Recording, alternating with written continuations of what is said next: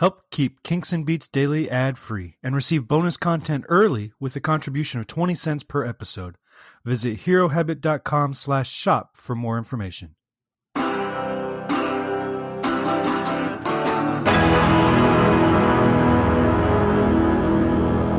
Welcome to Kinks and Beats Daily. This is Tony Fry, your host. Thank you for downloading as always. Today is episode 97.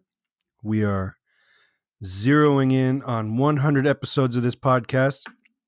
And I've mentioned in previous episodes, if you share this podcast on social media for us, Facebook, Twitter, Instagram, however you want to do it, and tag at Hero Habit, you will be entered to win a Kinks and Beatles prize pack.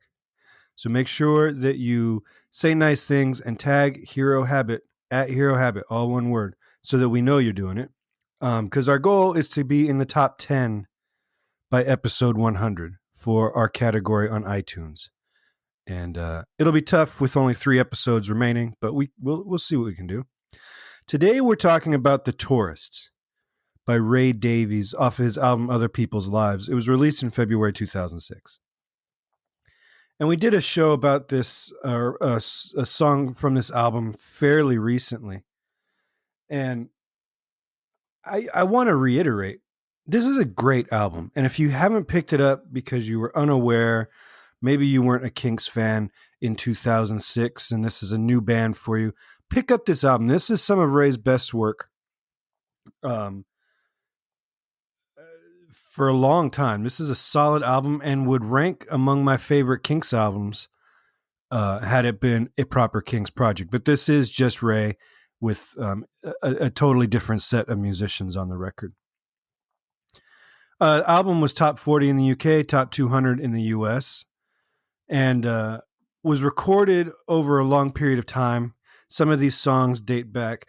If you listen to the lyrics of this song, the reference to Livin' La Vida Loca, if that's an indication of conception, the song would be written around 1999 or 2000. And in fact, it was written in the year 2000 as Ray took a trip to New Orleans to try to find some inspiration for new songs. And while he was there, he wrote a ton of music. Only 2 of those songs ended up on this album. But if you look at his output, his 21st century output, it's all been focused on Americana. He's been very interested with America as a subject matter, maybe in an effort to spread his roots a little bit, because he's been the quintessentially English songwriter his entire career. 40 years at that point of this album, he's been known as England's poet laureate, kind of, and I think maybe in the 21st century, he wanted to expand his outlook and take in the many facets of America that would be of interest to a songwriter.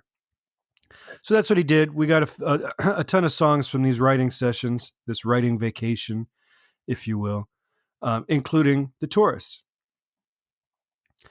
It was recorded at Conch Studios. So backing up, it's written in 2000.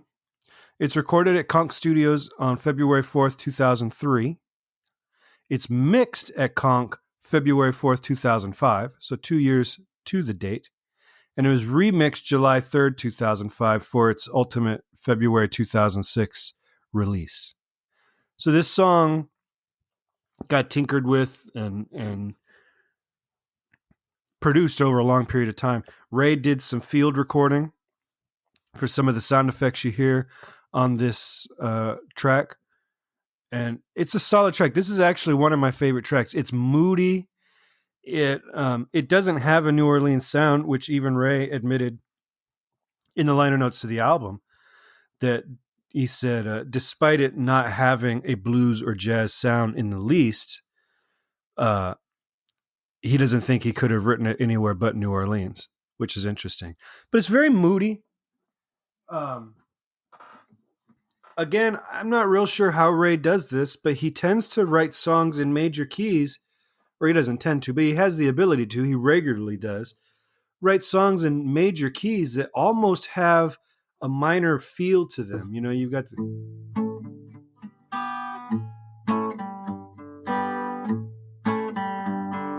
It's just an A to G.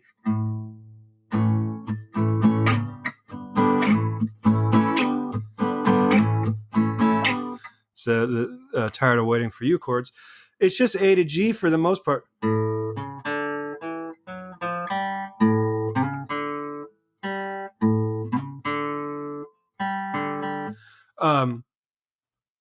But it still sounds kind of moody.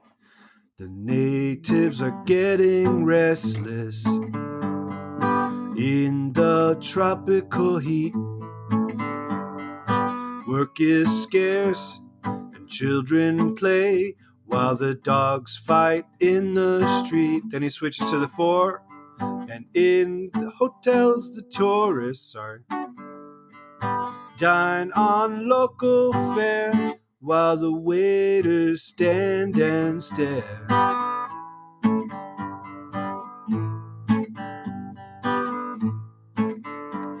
And in the street, the taxi cabs crawl around for vice to the sound of the tourists in the casino, rattling the dice.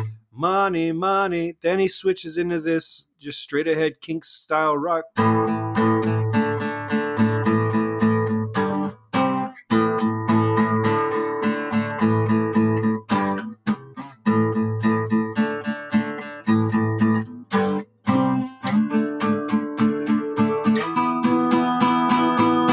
Just another tourist. Back to the soft. So it's a cool, in a lot of ways, he uses that instrumental break, that very Kinks power chordy instrumental break, as the chorus, because there's not really a proper chorus in the vocals, because he's kind of basing it on a blues scale. He says there's no blues, but he's basically centering it on 1, 4, 5.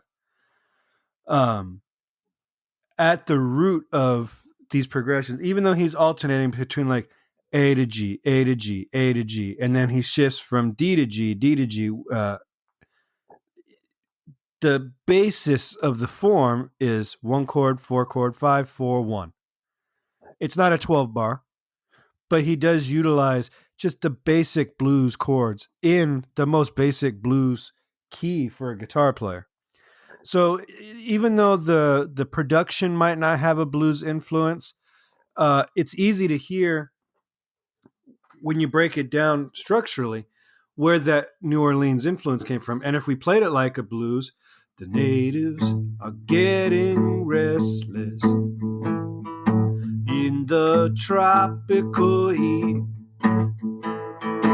Work is scarce, children play while the dogs fight in the street.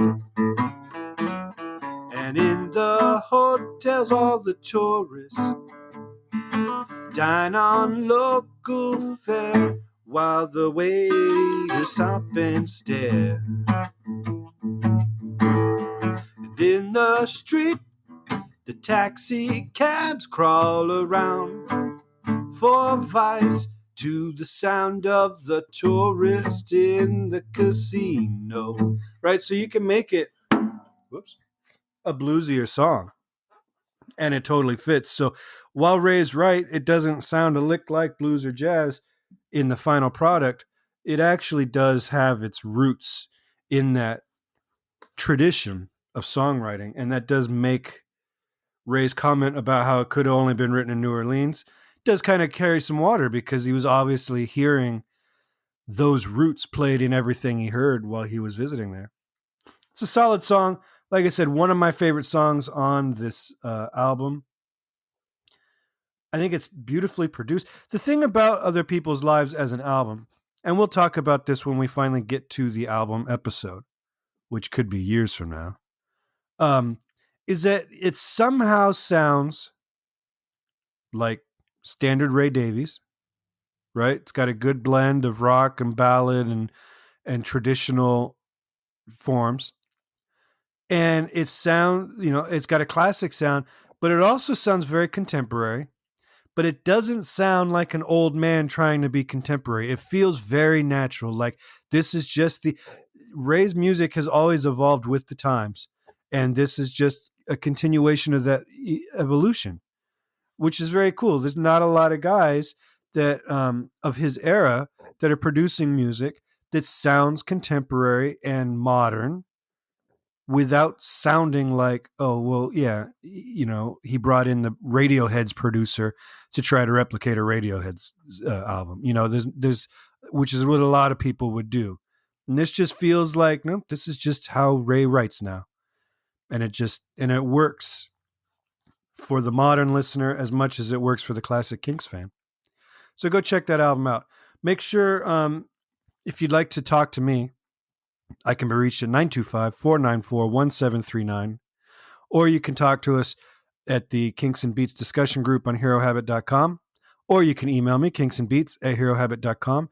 Please go to iTunes and give us a 5-star rating and a review to help us hit the top 10 by episode 100, and make sure you share and tag us in your share online so you can be entered to win our prize pack. All right, thank you for listening. I will talk to you guys tomorrow.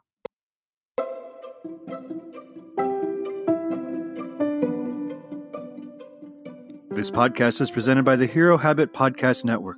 Swing by herohabit.com today to comment on this episode and poke around our growing database of sports and pop culture news, reviews, and collectibles. herohabit.com. Collect your heroes.